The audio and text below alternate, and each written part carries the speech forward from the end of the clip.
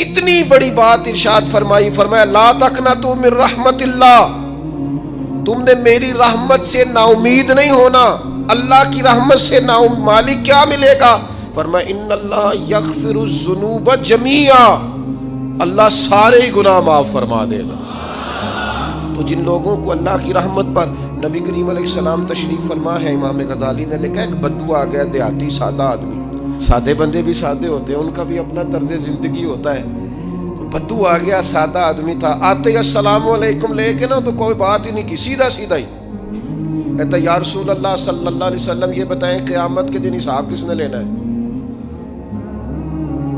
حضور فرمانے لگے بھائی یہ تو بڑی صاف سی اور مختصر سی اور سادہ سی بات ہے، حساب تو اللہ تعالیٰ نے لینا ہے۔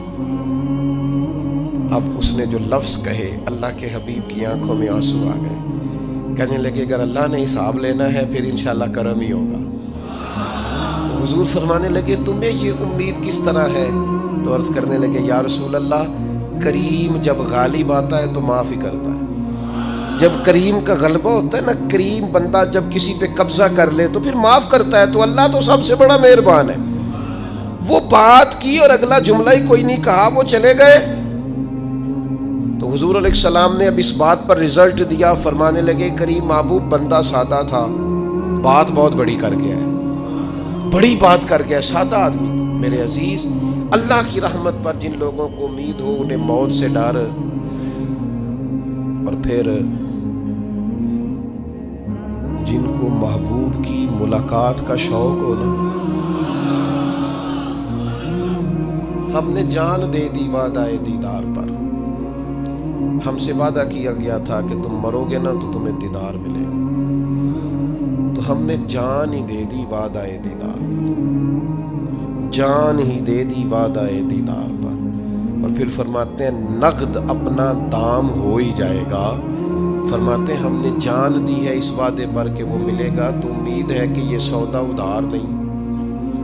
جیسے ہی قبر میں جائیں گے سامنے حضور کی زیارت نصیب ہو جائے گی۔ اس لیے لحد میں بھی عشق رخ شاہ کا داغ لے کے چلے، اندھیری رات سنی تھی سو چراغ لے کے چلے۔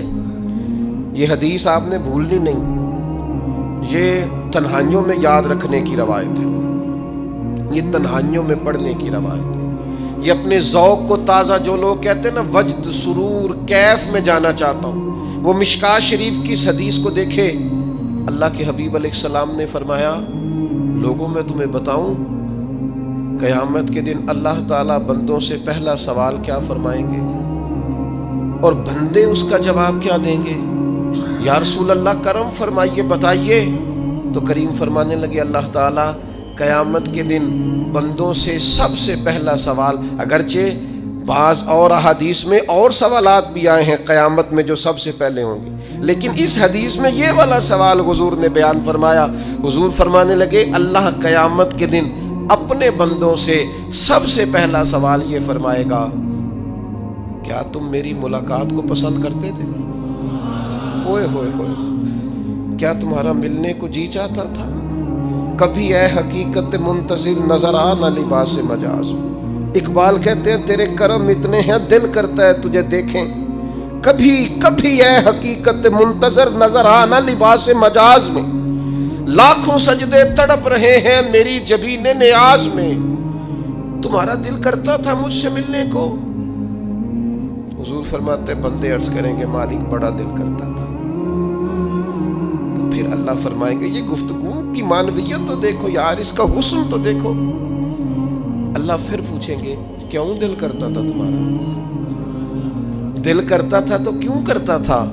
عرض کریں گے مالک اس لیے کہ ہمیں امید تھی کہ تو معاف بھی کر دے گا، رحمت بھی فرمائے گا، اس معافی کی امید پر دل کرتا تھا تو ملے۔ حضور فرماتے ہیں پھر رب فرمائے گا مجھ پر واجب ہے، میں نے اپنے کرم سے واجب کر لیا ہے کہ آج تمہیں جنت عطا کروں گا۔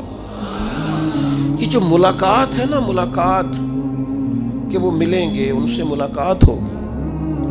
عمر بیت گئی نا نام جپتے، عمر بیت گئی نا تذکرہ کرتے، ہم سے بھی لوگ پوچھتے ہیں کیا کمائی کی، کیا زندگی میں حاصل کیا، تو ہم کہتے ہیں شرق سے غرب تک ملک کے ایک کونے سے لے کر دوسرے کونے تک مدینے والے کی بات کی، حضور کا ذکر کیا ہے۔ نبی پاک کے میں اپنی حیاتی تو قربان تھی، وہاں ساری محمد محمد پکیندے گزر گئی ساری۔ یہ اعزاز ہے، یہ کرم ہے۔ اب کیا ہوتا ہے، گناہگار لوگ اتنا بڑا دعویٰ تو نہیں کر سکتے، لیکن دل تو چاہتا ہے نا کہ چلو جس کا نام لیا ہے اس کی کبھی زیارت بھی ہو، کبھی ملاقات بھی ہو، کبھی نظر کرم بھی ہو۔ کسی نے اپنے محبوب سے کہا تھا کہ ذرا ایک نظر مجھ پہ بھی کیجئے، تو قریب بیٹھے ایک شخص نے کہا یار تو نے بڑا دعویٰ کیا ہے، جو محبوب ہوتے ہیں ان کو تکلیف نہیں دی جاتی، تو کہتا ہے پورا چہرہ ہی تیری طرف پھیرے۔ تو پھر اس نے اس درویش سے پوچھا کہ میں بھلا پھر کیا کروں، میرا دل تو میرا بھی کرتا ہے نا۔ چلو یہ تو آپ کی بات ٹھیک ہے کہ اب میں محبوب سے کہوں کہ اتنی تکلیف کرے کہ میری طرف پورا رخ پھیرے تو ٹھیک نہیں، تو پھر بتائیں میں کیا کروں؟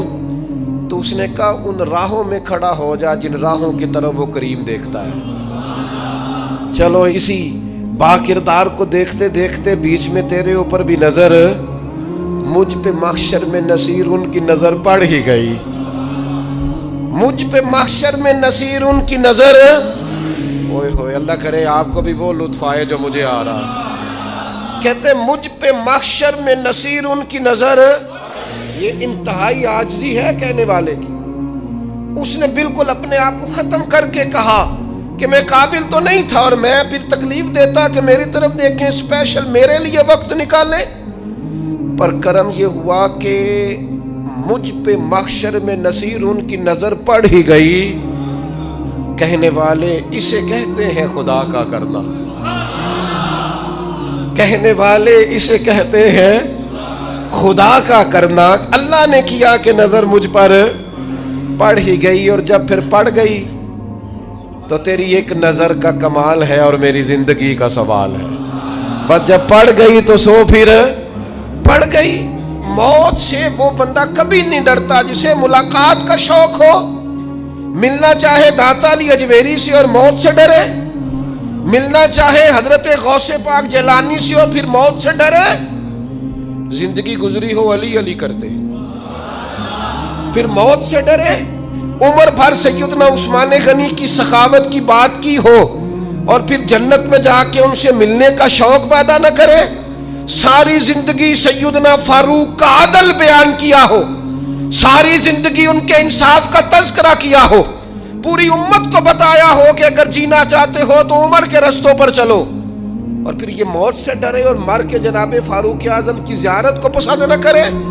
جسے صدیق کی وفائیں یاد ہو، جنہیں جناب ابو بکر صدیق کا عشق یاد ہو، وہ پھر ان کی زیارت نہ کرنا چاہے اور ساری عمر حضور کی نعت پڑھی ہو۔ مانا نہیں آتا تھا پھر بھی کہا بلغ العلا بکمالہ کشف الدجا بجمالہ حسنت جمیع خصالہ صلو علیہ والہ سے نہیں ترجمہ آتا تھا، پر جب بھی کو پڑھتا تھا یہ بھی جھومتا تھا مولا یا صلی وسلم دائماً۔ میں آپ کو بتاتا ہوں، توتلا آدمی، توتلا اور دیوانہ مجذوب بیچارہ، سمجھ نہیں، توتلا بولنا بھی ٹھیک نہیں آتا۔ مجھے نماز کا سلام پھرا تو وہ جلدی آ گئے، وہ ایک مجذوب آدمی تھے، سادے تھے، تو سلام لی تو کہنے لگے میں گل کرنی سی۔ تو میں نے ان سے کہا کہ تھوڑی دیر کے بعد ملتے ہیں۔ سادہ آدمی ہے، اللہ مجھے معاف کرے، میں کوئی نقل تو نہیں ان کی اتار سکتا۔ اس زبان کو ہم توتلی نہیں کہتے، ہم اس زبان کو بلالی زبان کہتے ہیں۔ یہ بڑی خوبصورت زبان ہوتی ہے۔ یہ جو توتلے لب و لہجے ہوتے ہیں نا، وہ جب بچہ پوری طور پہ اماں نہیں کہہ سکتا، توتلا ہوتا ہے، تو کوئی مزہ آتا ہے اماں کو اماں کہلوانے میں۔ جب وہ پوری طور پر باپ کو بابا نہیں کہہ سکتا اور توتلا ہوتا ہے تو کوئی مزہ آتا ہے کہنے میں۔ وہ جب دادی نانی دادا کہتا ہے تو دادے کا دل کرتا ہے یہ 100 بار کہے، چونکہ اسے کہنا نہیں نہ آتا، لیکن اس توتلاہٹ میں جو اس کو لطف آتا ہے۔ مجھے بڑے لوگ آ کے شعر سناتے ہیں، میں نے بڑے خوشگلو نعت خانوں سے زندگی میں سنا ہے۔ وہ صاحب میرے پاس آئے اور میں نے کہا بعد میں ملیں گے، تو سادہ آدمی ہے، مجذوب ہے، پورا شعور نہیں رکھتا۔ مجھے کہنے لگا مصطفیٰ جان رحمت کے بعد، مصطفیٰ جان رحمت پہ لاکھوں سلام کے بعد، یعنی معنی یہ تھا کہ سلام کے بعد۔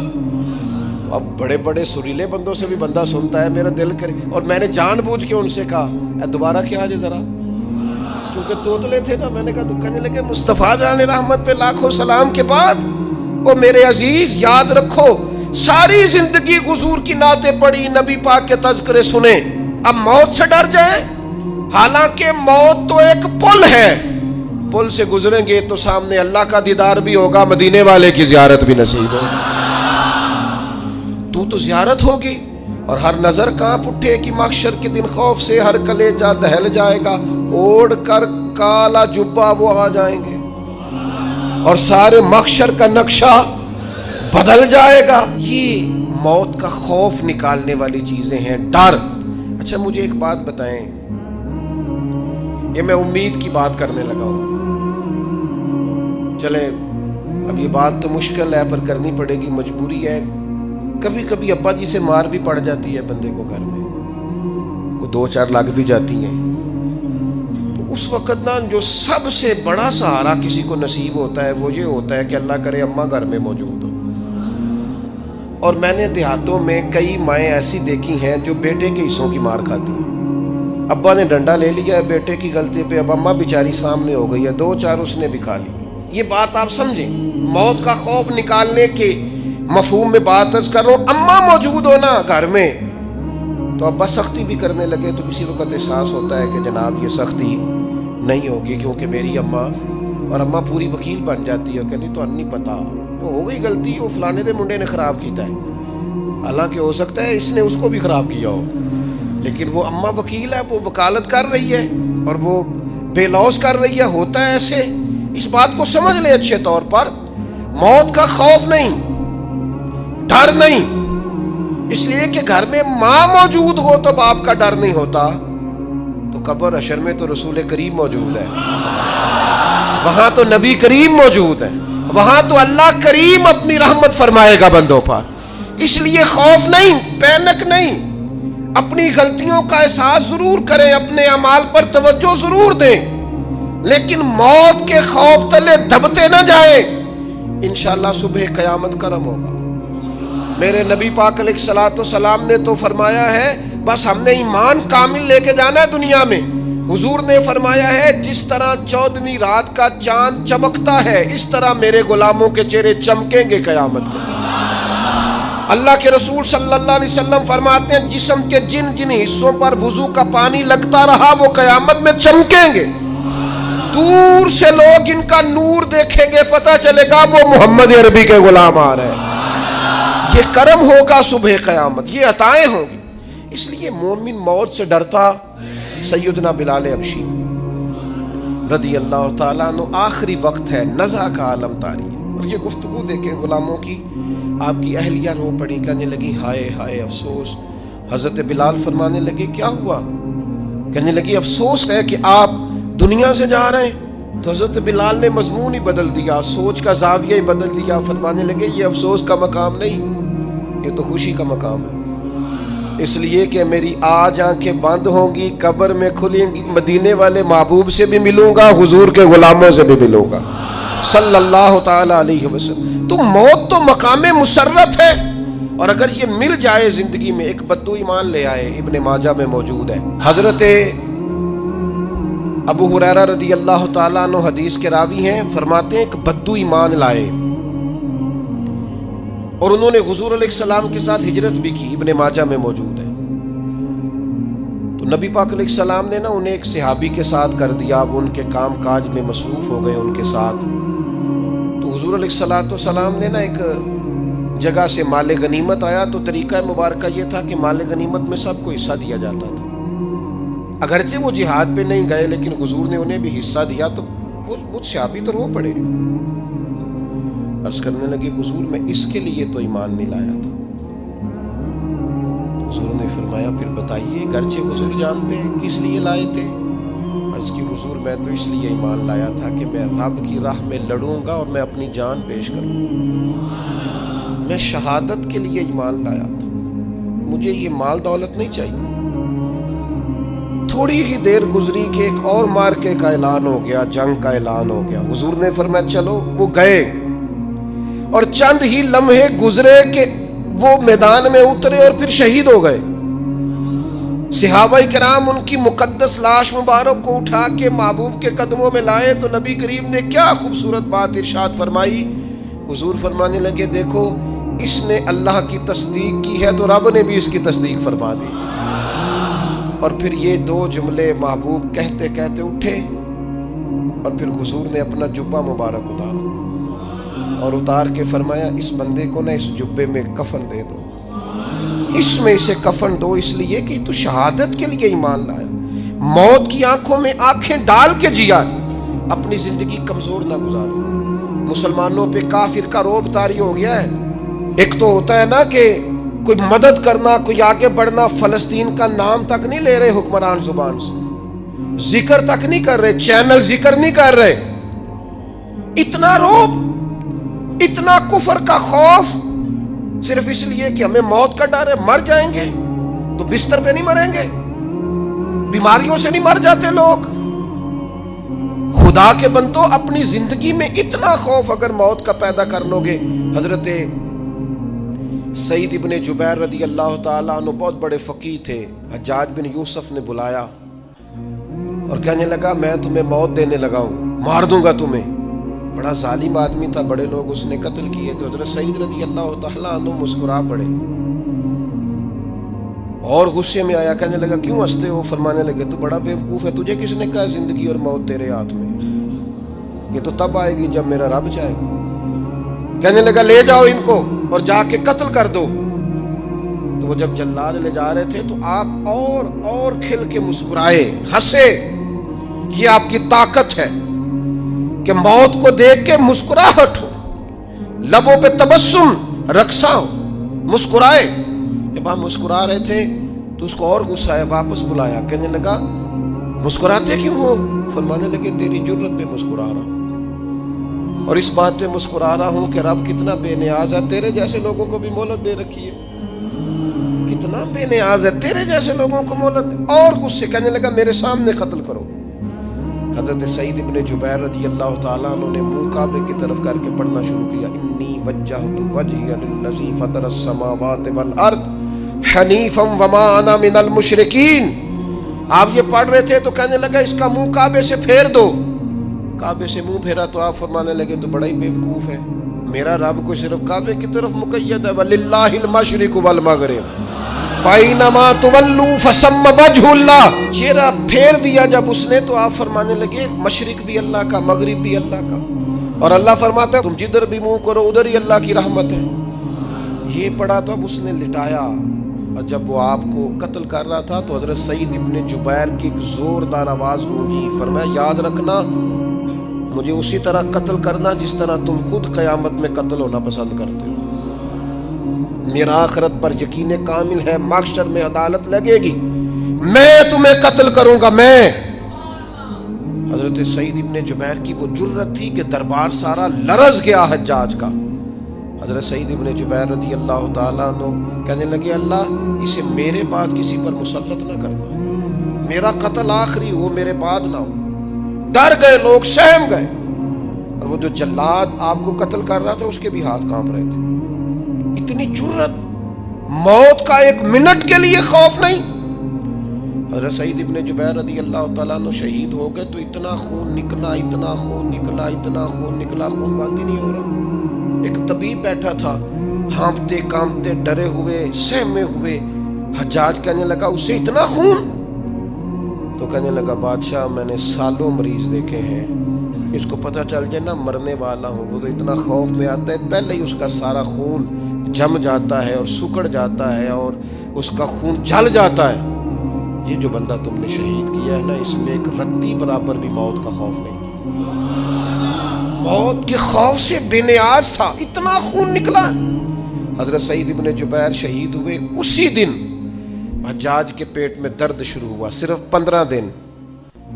حجاج بعد میں زندہ رہا 15 دن اور ساری رات تڑپتا تھا, کہتا تھا مجھے خواب میں آ کے پیروں سے گھسیٹتے ہیں. حضرت سعید ابن جبیر چلاتا تڑپتا 15 دنوں کے اندر. طبیبوں نے کہا تیرا جو مرض ہے یہ کوئی آسمانی عذاب ہے. میرے عزیز موت سے ڈرے نہیں بلکہ جو ظالم ہو ان کو ڈرا دیں, یہ مومن کی شان ہے. اپنی زندگی کے اندر سے موت کا خوف نکال دیں، تاکہ زندگی کے جو دن ہیں وہ جیے تو جا سکیں، وہ انسان مضبوطی سے وقت سے گزار سکے۔ حضرت علی شیر خدا رضی اللہ تعالیٰ عنہ نا وہ جیکٹ نہیں پہنتے تھے جنگی، جو کمر پہ پیچھے لوگ پہنتے تھے نا، تلوار کوئی مارے تو زخم نہ ہو۔ تو کسی نے مولا علی شیر خدا رضی اللہ تعالیٰ عنہ سے فرمایا پشت پر آپ وہ جیکٹ نہیں پہنتے لوہے کی؟ آپ فرمانے لگے پشت تو دکھانی نہیں تو کہنے لگے موت سے ڈر نہیں آتا؟ فرمایا بالکل بھی نہیں، اور فرمایا مجھے بالکل ڈر نہیں آتا کہ میں موت پر آ گروں یا موت میرے اوپر جا گرے۔ ہم تو شہادت حضرت خالد بن ولید رضی اللہ تعالیٰ عنہ ایک دن نوجوانوں کو خطاب کرتے کرتے کہنے لگے موت سے کبھی نہ ڈرنا، میں نے ساری زندگی جنگوں میں گزاری ہے، میرے وجود پر ایک ذرہ بھی جسم کا حصہ ایسا نہیں جس پر زخم نہ ہو۔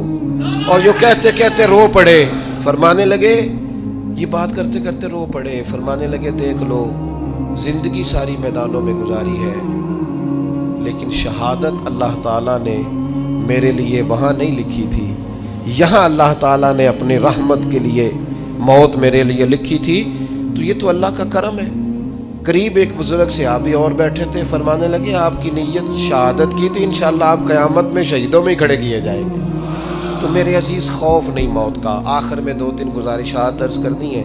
ایک تو میری آپ سے گزارش ہے، انہوں نے ابھی تک قرآن مجید کی تلاوت شروع نہیں کی، وہ ابھی سے آج سے 10 منٹ ٹائم ہو تو مسجد میں بیٹھ کے ایک رکوع پڑھ کے جائیں، قرآن مجید نہیں چھوڑنا۔ رمضان کا تعارف یہ ہے کہ شہر رمضان الذی انزل فیہ القرآن، تو قرآن مجید سے دلچسپی۔ دوسری میری گزارش ہے راشن بانٹنے والوں سے بھی کہ مہربانی کریں لائنوں میں لگانا چھوڑ دیں، اور لینے والوں سے بھی میری عرض ہے کہ اللہ تعالیٰ سارا سال عطا کرتا ہے، 3-4 ہزار کے لیے کیوں اپنے آپ کو آپ تکلیف میں ڈالتے ہیں؟ سارا سال اللہ دیتا ہے۔ اور پھر میری آپ سے یہ بھی اپیل ہوگی کہ طبیعتوں میں حلم پیدا کریں، بردباری پیدا کریں، یہ بڑی ضروری چیز ہے۔ مثبت سوچیں لائیں، روزہ ہماری تربیت کرتا ہے۔ اور پھر آپ سے یہ بھی اپیل کروں گا رمضان شریف کی مقدس گھڑیوں میں صرف اپنے لیے نہیں سوچے، امت کے لیے سوچیں، بالخصوص فلسطین کے مسلمانوں کے لیے کم از کم دعا مومن کا ہتھیار ہے، وہ تو جم کے کریں اللہ کے حضور۔